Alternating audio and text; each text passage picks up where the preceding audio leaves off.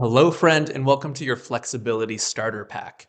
This video is intended to be your one-stop shop when learning to improve your flexibility over the long term. So I want this video to cover everything you need to get started stretching this week and to maintain that habit for the coming months and years to take you wherever your flexibility goals want to take you. Because we're going to cover so many different topics, we're not going to be able to dive into every single detail, but in the coming weeks and months, I will publish videos on all of those things and anything that you need clarifications on. I thought the best way to present this would be in some sort of slideshow, so I am going to be reading from slides during this. I apologize if that ruins the connection, but I think it's just the best way to get the information across. I saw a Bald Omni-Man video recently where he was using a slideshow, and I thought it was pretty damn effective, so I'm going to give it a shot. Let me know if you like this style in the comments. So by the end of this video, you will know how to make long-term flexibility progress in just 20 minutes a week. The reason we want to find your minimum effective dose is because, well, let's be honest, stretching kind of sucks. I actually don't really enjoy it that much, but I enjoy how it amplifies and improves my life. So the point of any flexibility practice is not necessarily to enjoy the stretching itself, but to amplify your life and your movement in your body, not to consume it. So we want to try to find the minimum dose that's still going to be effective and it's going to be sustainable for the long term. We're going to learn why fast progress is probably actually not what you want, even though you might have been led to believe otherwise. We're going to cover the 4 common mistakes that people make that keep them stuck as permanent beginners in their stretching. We'll discuss why full body stretching routines seldom work, despite being the most popular format for stretching. And then naturally, we're going to solve all of these little problems to help you see tangible progress regularly for months and years until you have more flexibility than you'd ever need. So first, let's cover the why. Why do you want to get flexible in the first place? I couldn't hear you there. Okay, so I don't know exactly why you particularly want to get flexible, but this is the way I think about it. And this is what finally convinced me that I needed a lifelong flexibility practice. I asked myself this thought experiment. John, do you want to be more flexible in a year from now than you are now? Or do you want to be less flexible? The answer wasn't obviously that I wanted to be more flexible, but it was definitely that I did not want to be less flexible, because you can sort of see that coming to its natural conclusion. If at the end of next year I'm less flexible than now, then a year later I'll be less flexible still, and it'll just be a downward spiral until my death, right? And it turns out that as you age, flexibility and mobility can be a very limiting factor in your quality of life. So I want to have enough flexibility to do everything I want to do in my life, whether it be that sporting, so like climbing, playing volleyball, doing wing foil, things like that I really like, weightlifting, and just the things of daily life. I want to be able to sit down on the ground and get back up again without being in pain and without being limited. I want to be able to say fuck yeah to all of the activities that there are to enjoy in life. And I don't want to say no because I'm just too lazy to have done the work to have the flexibility. I don't want to be that guy. And ultimately, if you don't want to be less flexible in the future, the only way to prevent that from happening is to actually get more flexible, because of course we will lose range of motion over time as we get to the extreme end of our lives. And the human body is an adaptable organism. We don't just stay the same. So if you're not training to be more flexible, you're implicitly training to be less flexible. So what does this all mean? This means that you do need to train to be flexible if you don't want to be less flexible, and thus that you need a flexibility habit. You need a practice. You need something that you do on a regular basis, let's say a weekly basis, that gets you more flexible over time. Because if you did not have that, you would just get less flexible over time, as has probably already happened to you, just living life as an adult, sitting in a chair, doing some sort of mumbo jumbo on a computer. Same thing happened to me, but we can work against it. So that is why I want to get flexible, but you need to find your own reason. So a little bit of my own personal story to give me some background here. I started sort of doing fitness in my late 20s. Maybe around 27, I reckon, was when I kind of went all in on fitness. And when I did that, I started rock climbing, and I was actually doing yoga, as I'll talk about a little bit later. But flexibility really held me back. So in climbing, I'm a very heavy guy with really long legs, and it turns out that unless your hips are very open, your weight is very, very far from the wall, and it becomes much, much harder to climb. So opening your hips is very, very important for climbing. In handstands, in order to be efficient in your overhead position, you need to be able to get your arms pretty darn straight above your head, and you also need to have flexible wrists. So I was noticing that my enjoyment of things that I was passionate about were being held back by a lack of flexibility. In lifting, the more I would lift, the less flexible I would get. Again, just because of sort of the atrophy thing, where because I'm not practicing being flexible, it just gets worse. And in life, I was working an office job and I got that classic achy lower back that I'm sure you know something about. And I would just feel really, really stiff in the morning, getting out of bed, feeling lethargic, and just like not like I had the freedom to move the way I wanted to, even if that movement wasn't like some fun sport, literally just like going to sit at my desk. I felt like I couldn't do that well. So I played around with various different flexibility modalities. I did over a year of hatha and vinyasa yoga. I did a whole lot of things. I spent a lot of time trying to do mobility training. And ultimately, I just couldn't stick with anything for the long term. And so that held me back from making like really life changing, actually impressive gains. But finally, in the last couple of years, I sort of figured it out. I pieced all of these different little things together from the various problems that I'll discuss later. I pieced all of these things together, and now I see tons of people making exactly the same mistakes I did, of course. And so I really want to help those people, help you not make those same mistakes, or at least know the solution so that when you're making the mistake, you can identify it and quickly correct it. Because the reality is this: very few adults actually have a robust flexibility practice. In fact, there are only two populations of people that I actually know in real life that have a robust flexibility practice, and those are people who practice some sort of dance because it'll be incorporated in like their dance classes, and then, as we mentioned, those people who do yoga, because yoga is of course a flexibility practice at base. And so a plug for my course here: if you want to learn everything in a logical, week by week, step by step fashion, check out the Finding Flexibility program, because that will show you everything you need to know. So before we get deeper, I want to clarify what I mean when I say stretching, because I think that might mean different things to you than it does to me.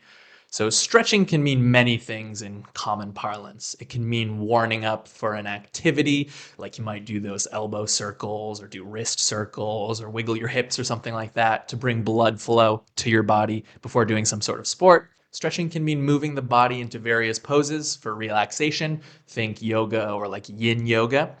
It could be for rehabbing an injured body part, like when I fell when I started rock climbing. I sprained my ankle very bad, and my mobility was super restricted for a very long time. In order to get it back to normal, I had to do some stretching. Stretching can also mean mobility or active range of motion training, which you see a lot of that on Instagram. But for the purposes of this video, what I'm talking about here, we're only going to focus on stretching in order to elicit long-term increases in range of motion. That's it.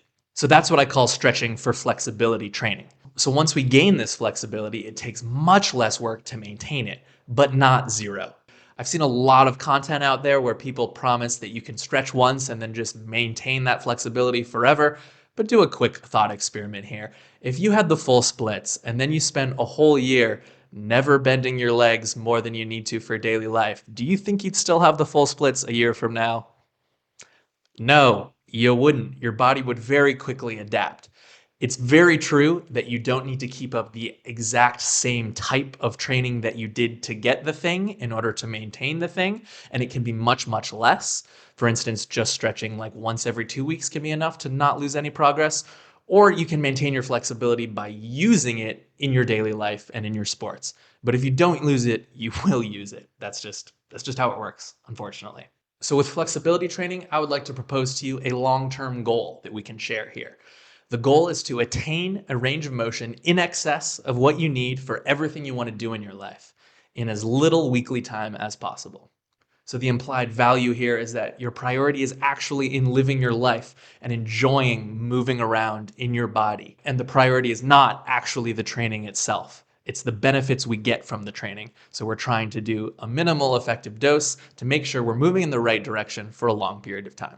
I like to think about flexibility a little bit how I think about finances. So when I think about how much money do I need in my life, well, basically, I just want to be able to spend as much money as I want in order to do the things that bring me joy and to live well. And I want to be able to spend that money without hitting zero. So I want slightly more than I'm actually going to use, but no more than that. Anything more than that, and it's wasteful, and the time I spent earning that could have been better used doing something else that brings me more joy. So it's the same thing with flexibility. I want enough flexibility so that it never holds me back in my life and anything that I want to do, but any more than that would be a bit of a waste of time to spend building it. Of course, some of you may grow to love the practice itself and then want to practice more or want to take it to an extreme end, and that's okay as well, but just recognize you're doing that for the enjoyment itself, not for the payoff and the effects of the training. Okay, so with that goal in mind, how can we achieve it? Well, these are the four mistakes I see the most common that I expect that you have run into some variety of. So they are the full body trap, the variety trap, the isolation trap, and the speed trap. So what's the full body trap? The full body trap is when someone says, "Oh man, like gosh, my back's been hurting lately," or "Oh, I can't even bend over and touch my toes. I should do yoga." And this is sort of like the knee-jerk reaction that I think most people have, because in modern Western culture, yoga is kind of synonymous with stretching. People don't know how to stretch outside of a yoga class. And I think, unfortunately, that's a bit to their detriment. Not saying that yoga isn't a great thing. Like I said, I spent an entire year of my life doing over 3 yoga sessions per week. And I really enjoyed it until I didn't anymore. I didn't want to spend so much time doing yoga. And then afterwards, my flexibility gains and my habit came crashing down.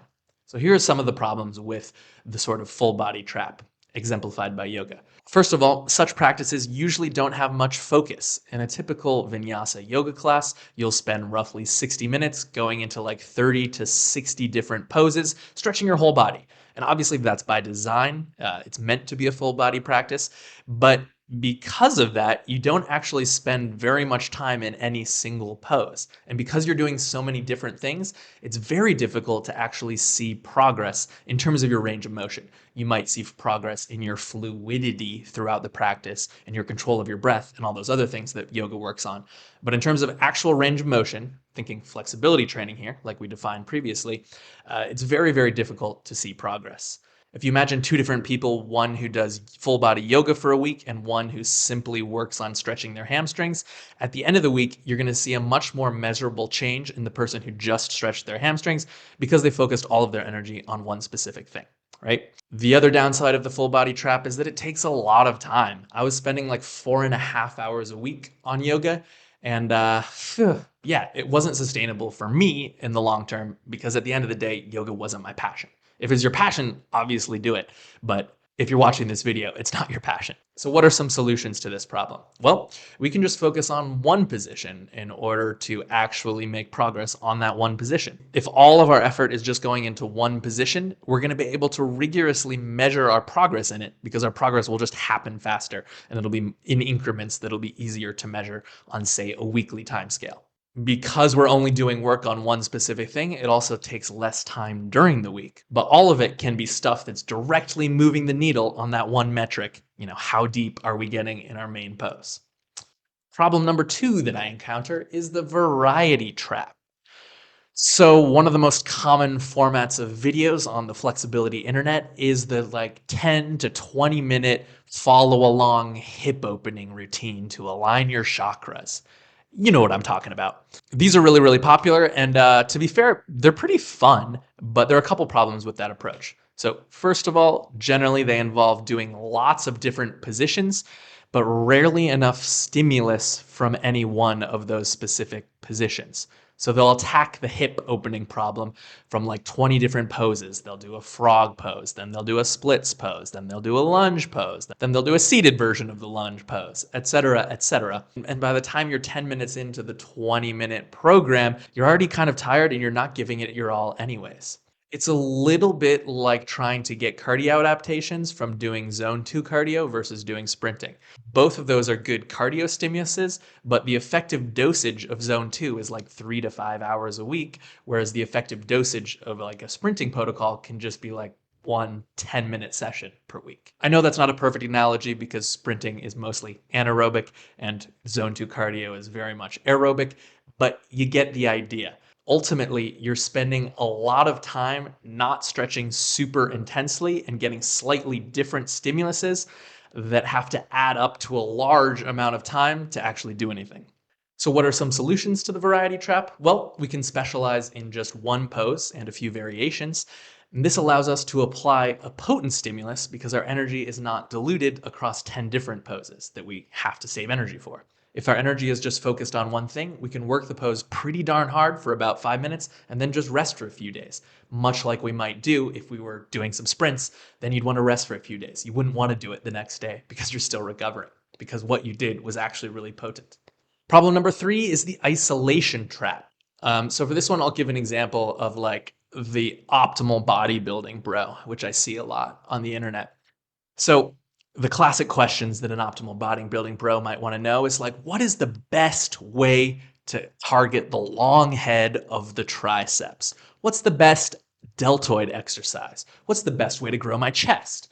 And the conclusion, if you ask those questions, is basically you should isolate the triceps in an overhead position, you should isolate the deltoids using lateral raises, and you should isolate the chest using some sort of stretched bias pressing. And of course, that can work, but it's very inefficient, as you can imagine. The analogous thing in flexibility would be saying, okay, what's the best way to improve the flexibility of my calf?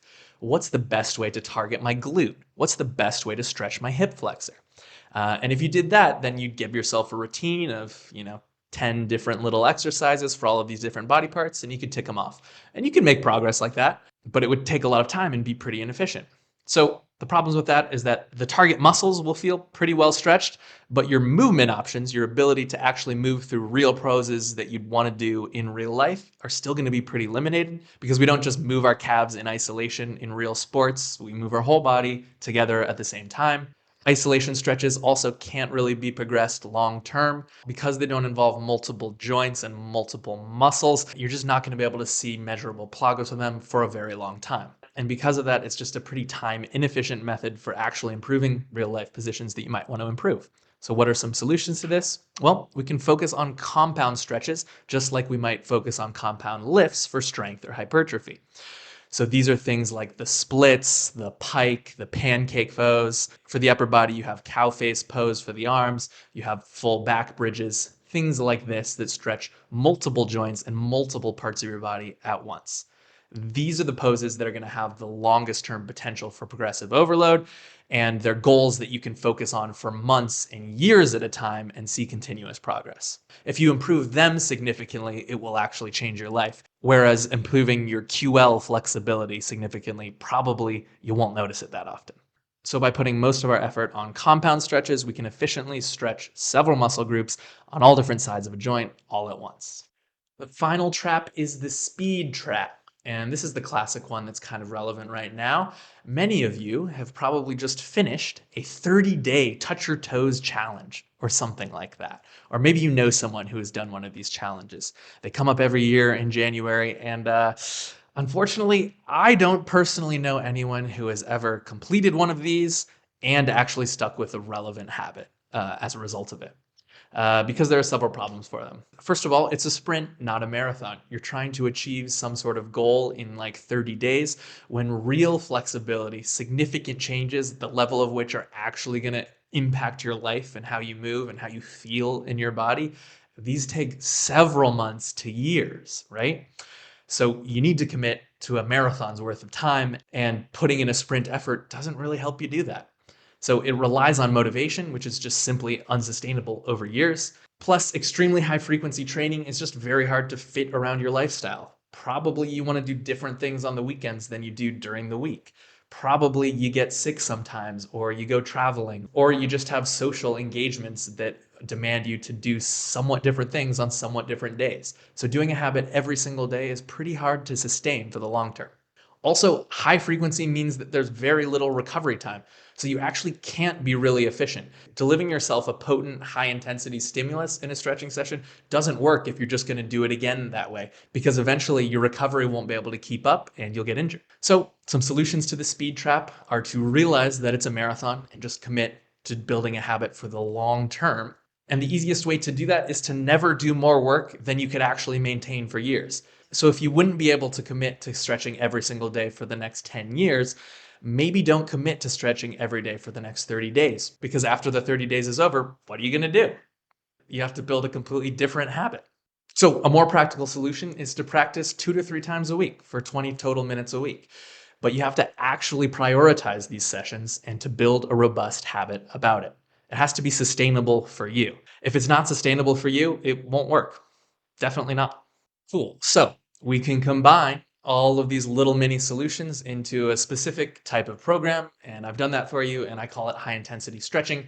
And here's how it works. So, first of all, you commit to making a sustained, continuous effort for at least 3 months, because you're not going to significantly improve your flexibility in less than 3 months. Anyone who's telling you that you can make really fast progress and keep it for a long time is selling you fool's gold, okay? Commit to a sustained, continuous effort for at least 3 months to start. But ideally, you will continue a practice like this for the rest of your life. Then we choose a compound stretch to focus on, such as the splits, the pancake, or the back bridge, whatever your current weakness is or whatever is holding you back from your specific goals. Then decide when and where you're going to stretch for 2 to 3 times every single week. And we want to schedule that as fast as possible, right? Because we want to start building the habit and actually doing the work that will change us. So direct scheduling would just be opening up your calendar saying, okay, Tuesday evening at 7 p.m., I'm going to stretch for 5 minutes. Friday morning at 6:30 a.m., I'm going to stretch for 5 minutes in my living room. Habit stacking is taking a habit that you already have and then saying before or during or after this other habit that already exists, I'm going to add this new habit of stretching for 5 minutes. So this could be, okay, Wednesday evening when I catch up on my favorite sitcom, I'm going to spend 5 minutes stretching on the floor while I watch this television show. Or an example from my own life, every time I go running, which is 2 to 3 times a week, I stretch for 5 minutes afterwards. Habit stacking will significantly increase your chances of success in this. Don't underestimate it. So in each session, you do a brief warm-up of 1 to 2 minutes. Then we do 2 to 3 minutes of high-intensity stretching. I'll explain what that is on the next slide. That can take about 3 to 5 minutes for a total of 5 to 7 minutes. On a weekly or monthly basis, 80% of your stretching sets should just be that exact compound stretch you chose. So you should actually practice the front splits if your goal is the front split. You should actually practice the back bridge if your goal is the back bridge. And then 20% of the work that you're doing on, say, a monthly basis can be accessory poses to focus on your current bottleneck. So maybe for the splits, your hip flexor is holding you back. So then you would do the couch stretch in order to work that bottleneck. After the session, you just kick back, rest and recover for 1 to 3 days. And this is the magic of it. For that 1 to 3 days, you're actually getting more flexible while you rest, while you eat, and while you sleep. And when you start to think of it like that, you realize that, in fact, any time that I haven't stretched in the last 2 or 3 days, I'm in fact wasting my time. I'm becoming less flexible because in the last 2 or 3 days, I didn't practice flexibility at all. Once you achieve that mindset shift, it really clicks for you.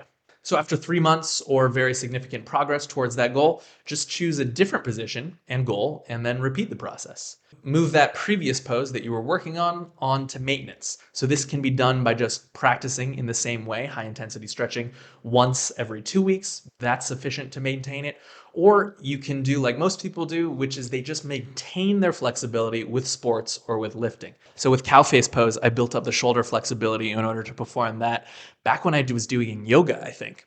And I've maintained it for all these years without ever really practicing the pose, just by doing full range of motion pull-ups, handstands, and behind the neck presses. The combination of these 3 exercises lets me do basically whatever I want, and I never need more shoulder mobility than that. So I literally never stretch my shoulders now that I've built it up because my regular weightlifting practice maintains it for free.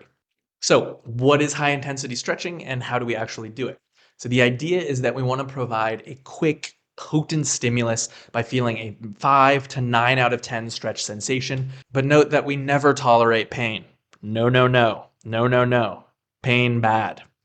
So, across 2 to 3 sets of your stretch, you lower into your deepest position for about 45 to 90 seconds, starting with like a 5 out of 10 intensity feeling, and then arriving at 9 over like the course of a month. So, you can go from 5 to 9 over like 4 weeks, progressing by one intensity level every single week. The first set, you just go to like a 5 or a 6, which feels like a moderate stretch. It warms you up and gets you prepared to try really hard. The second is going to push your limits on that day, working between that 7 to 9. While you're in the stretch position, well, what do you actually do? There are two things I like to teach my students. First is to explore. So that is to basically tweak the position, do sort of micro movements and adjustments to try to find the deepest version of the pose that fits your body. Because ultimately, your pose is not going to look like anyone else's poses because the lengths and proportion of your bones and how they connect to the tissue and the shapes of your hip sockets, they're all different than other people's. So you can't just look at a video of someone else doing a pose and try to emulate that exact pose to like a rough granular level you can, but all of the nuance of how it feels and the tiny little variations are going to be unique to you. So you need to spend time exploring and trying out different little things and figuring out how to access that pose in a way that works for you. Flexing is just trying to get stronger near the end range of motion. Essentially, that means we contract and relax our muscles, and we use them to dynamically move in and out of the stretch position at varying levels of intensity, which also helps you modulate the intensity of the stretch feeling. Then, after the session, you rest 1 to 3 days until your next scheduled session and do it again. This little graph kind of shows you here how when we're working in that 7 to 9 level of intensity of stretch on a scale from 1 to 10, it seems like a wide zone. But when we're talking about the depth in an actual pose, it's only the very, very smallest little bit close to your max where it's going to feel really, really intense. And that's why many of these full body practices like yoga, where you're not spending a huge amount of time trying to get deeper, they'll move you through a bunch of poses, but you'll almost never actually get to that level that's the most fruitful for stimulating flexibility gains. So here's what a sample session might look like for the front splits. So you can warm up doing a minute of progressively deeper lunges, lunging from side to side, getting warm, getting loose, feeling good. Then you do your high intensity stretching, set one. So this could be the splits for about 60 seconds, working up to a 5 out of 10 stretch feeling. Then you repeat on the second side. Then you do a second set for about 90 seconds, working up to a 7 out of 10 stretch feeling, and then repeat on the second side. And that's the whole session. Takes like 5 to 7 minutes. Can be done basically anywhere as long as you have stretchy clothing. And yeah, pretty easy to fit in. And the final thing we want to do to make sure that we're actually progressing over time is to consistently measure our practice. So roughly once a week during one of your sessions, you'll want to complete your stretching with some sort of tactile feedback. What that means is that we simply perform a version of our pose where we can touch something to just measure exactly how deep we're getting. In the splits pose, an easy way to do this is to stack some books underneath your front leg, and as you progress over time, you get deeper and deeper. In the pancake pose, you have your hands free so you can measure the distance between your head and the floor with your hands and fingers. We want to make sure that we're consistently making small amounts of progress, and if we ever stagnate for like 2 or 3 weeks in a row, then you'll probably want to revisit your plan, try to tweak something, and figure out what is wrong. But that's a bridge to be crossed when you get there. So notably absent from all of this is any sort of theoretical understanding of the physiology behind all of this and the sort of the scientific rigor of how stretching actually works. And the reason for that's very simple. No amount of filling your brain full of academic knowledge about stretching is going to make you more flexible. Only stretching is actually going to make you more flexible. So start with stretching, see if it works for you, and along the journey, once you actually have a habit of doing the relevant work, then you can learn all of the theory stuff, which will inform your practice in the very, very long term. But for now, I recommend you just get started on the work because that'll save you loads of time.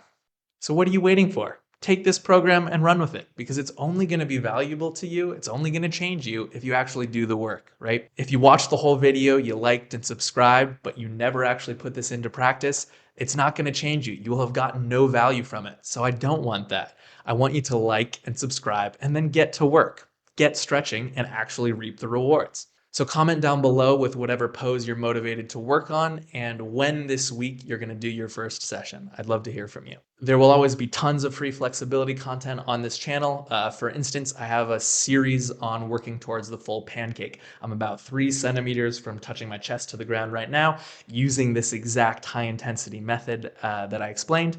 So you can watch some of those videos to sort of see how this applies to a different pose other than the splits. And let me know what other topics you'd like to uncover. If there are any bits of this that were confusing or you want me to elaborate on a future video, let me know. If you're really serious about this and you want to just go all in right away, you can grab the Flexibility Starter Pack, which is the first module of this course online at the link in the description. You can have that today completely for free. It explains all of this in more of a logical course format, complete with videos. I'm also in the business of designing custom flexibility programs, if that might interest you. And either way, I will see you in the next video. Much love. Thanks for watching, and let's get strong and flexy for life together. Peace.